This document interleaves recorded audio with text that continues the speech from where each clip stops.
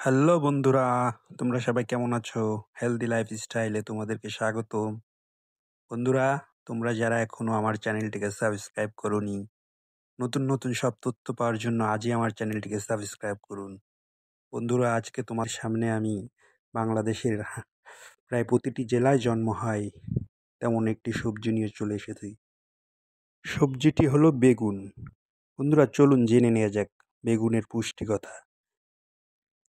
পুষ্টিবিজ্ঞানীদের মতে ১০০ গ্রাম বেগুনে ৪২ kilo calorie খাদ্য শক্তি আছে। প্রোটিন ও ক্যালসিয়ামের ভালো উৎস এই বেগুনে।